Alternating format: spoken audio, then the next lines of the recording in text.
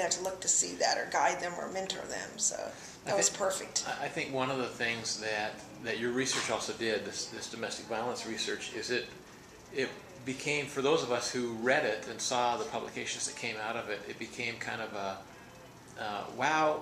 Like let me give an example. Karen Wampler in this series of interviews talked about, I don't know if I'm going to remember the terms that she used, doing messy research. That there is that when we take a systemic approach and we try to answer these questions that have to do with human relationships, it's not isolating variables and manipulating control groups, and it can be very messy. And I think your research showed us that we can do this messy research with real life problems, domestic violence.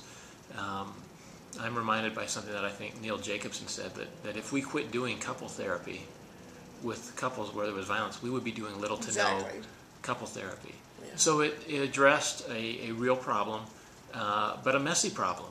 And there were people, there were advocacy groups. How could this be? Why would we put a woman in that position to be interviewed with her husband, the man who might be a potential threat to her? And you figured out a way to take on that messy problem. What was how did you decide that it's worth it to take on this messy problem? Well, one of the things, exactly what Neil said, we were taking it on as a field. We had, I had done some studies at Virginia Tech, but Dan O'Leary had done some, Amy Holdsworth Monroe, 56, 70%, 67% different studies of the couples who just come in for couples therapy. There's violence, but we were ignoring it. We weren't developing a treatment model. We weren't addressing it. We weren't even, lots of people when I first started speaking would come to me privately and say, I'm doing this too.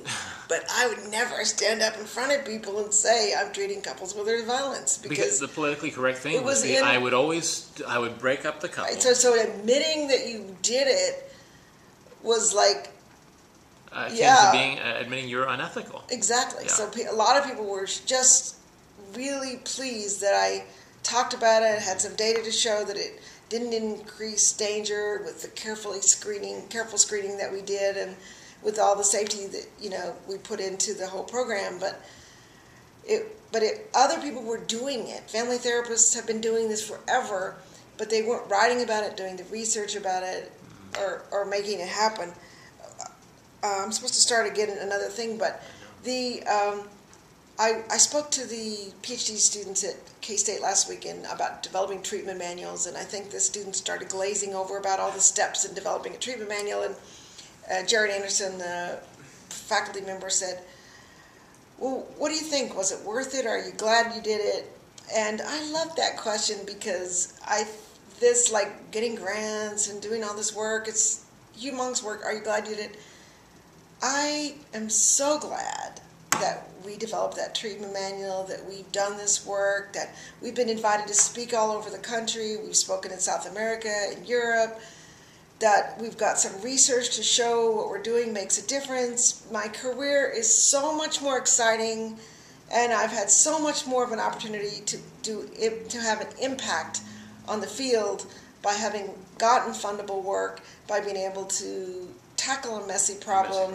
That it's just been a joy in my life. When I look back and say, look back at my career, I am just so pleased that we hung in there. And Karen Rosen kept pushing, because I said, oh, we'll never get funded. And she kept saying, no, keep revising. It's worth it. It's persistence and hard work. And when you look back over it, it's just a joy in my life. So I'm really pleased. All right. I wish you all the best in your careers.